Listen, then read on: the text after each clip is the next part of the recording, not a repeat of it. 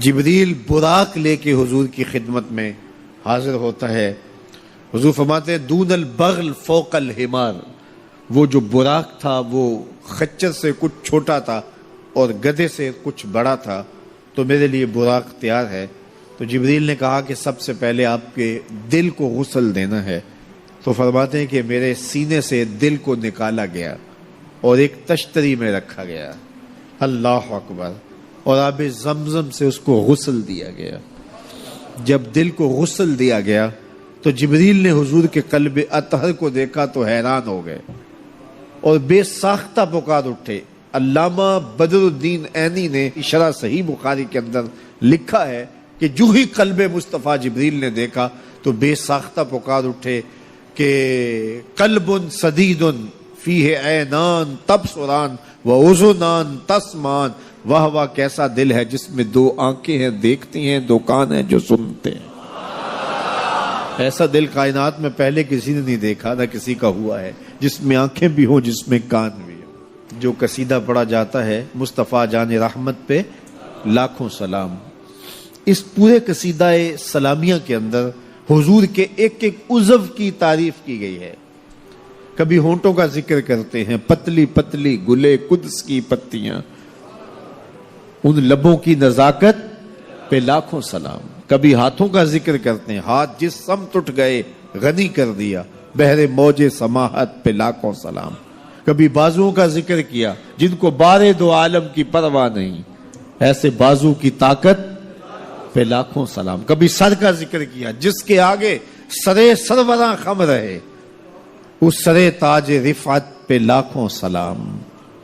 کبھی حضور کی مبارک بینی کا ذکر کیا، کبھی آنکھوں کا تذکرہ کیا، کبھی حضور علیہ الصلوۃ والسلام کی مبارک زلفوں کا ذکر کیا، ایک ایک عضو کا ذکر کیا.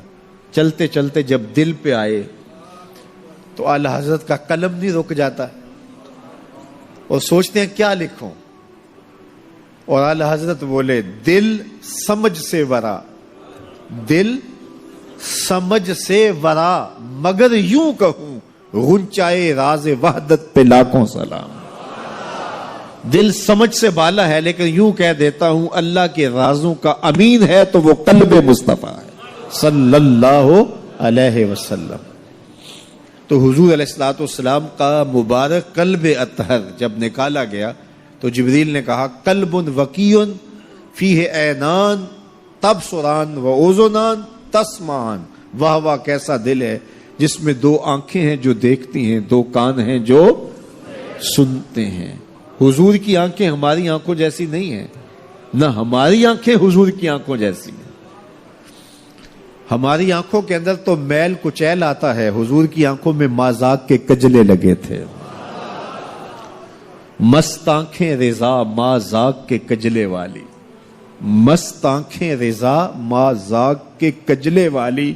گر میری سمت بھی اٹھیں تو مقدر جاگے، گر میری سمت بھی اٹھیں تو مقدر جاگے. تو حضور کی مبارک آنکھیں، اللہ اکبر، کیا خوب سجن دیاں اکھیاں نے، کیا خوب سجن دیاں اکھیاں نے، جمیں پر کے سرائیاں رکھیاں. رسول کریم صلی اللہ علیہ وآلہ وسلم اور جتنے بھی نبی رسول پیغمبر آئے ہیں سب پر ایمان لانا، اس کا تعلق ایمانیات سے ہے. ان کو اللہ کا رسول ماننا اور ان کو جو اللہ نے کمالات دیے ہیں ان کو تسلیم کرنا. حضور علیہ السلام کے ہاتھوں کو ماننے کا نام ایمان نہیں ہے. یہ ابو جہل بھی مانتا تھا کہ یہ ہاتھ ہیں، یہ آنکھیں ہیں، یہ زبان ہے، یہ اعضائے بدنیاں ہیں. تو ان کو ماننے کا نام ایمان نہیں ہے، بلکہ ہاتھوں میں ید اللہ کی طاقت ماننے کا نام ایمان ہے. چہرے پہ وجہ اللہ کے جلووں کو ماننے کا نام ایمان ہے. اسی طرح سینے میں علم نشرہ کی طاقت کو ماننے کا نام ایمان ہے. بازو میں ما رمیت کی قوت کو ماننے کا نام ایمان ہے. اور زبان میں وما ینطق عن الہوی ان ہوا الا وحی یوحی کی طاقت اور قوت کو ماننے کا نام ایمان ہے. دوسرے لفظوں میں یوں کہہ لیں کہ محمد ابن عبداللہ کو ماننے کا نام ایمان نہیں، محمد الرسول اللہ کو ماننے کا نام ایمان. اور یہ بات بھی ذہن میں رکھیں کہ جاننے کا نام ایمان نہیں، ماننے کا نام ایمان ہے۔ جاننے کو تو اللہ تعالیٰ اہل کتاب کے بارے ارشاد فرماتا ہے، جن کو ہم نے کتاب دی ہے وہ اس نبی کو اس طرح پہچانتے ہیں، جانتے ہیں جس طرح کوئی اپنے بیٹے کو جانتا ہو۔ جو نشانیاں بتائی گئی نبی آخر زمان کی وہ جانتے ہیں، یہ وہی ہے، لیکن جاننے کے باوجود مومن نہیں ہوئے۔ ایمان جاننے کا نام نہیں ہے، ایمان ماننے کا نام ہے۔ جاننے کو تو مکھی بھی جانتی ہے کہ یہ پھول ہے اور یہ شمع ہے، لیکن رقص بسمل کے تماشے تو پرواہ نہیں کرتا ہے۔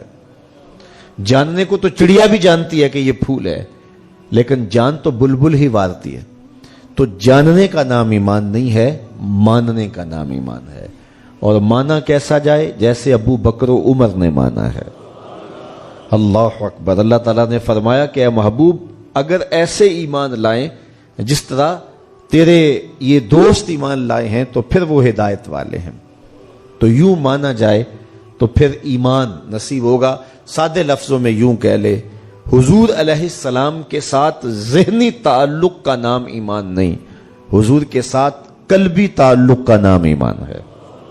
اور اگر اس نقطے کو اچھی طرح سمجھ لیا جائے تو بہت ساری فرقہ واریت ختم ہو سکتی ہے کہ حضور علیہ السلام کے ساتھ جو قلبی لگاؤ ہے، ربط باطن، ربط قلب ہے، اس کا نام ایمان ہے۔ اور وہ جتنا مضبوط ہوگا اس قدر ایمان مضبوط ہوگا۔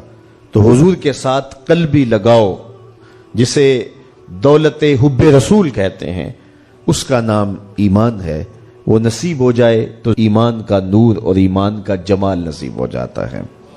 تو حضور کے ساتھ اپنے تعلق کو جتنا پختہ کر سکتے ہو اتنا ہی پختہ رکھو، اور آقا کریم علیہ السلام کے حوالے سے کوئی میلا لفظ بھی زبان پہ آنے نہ پائے۔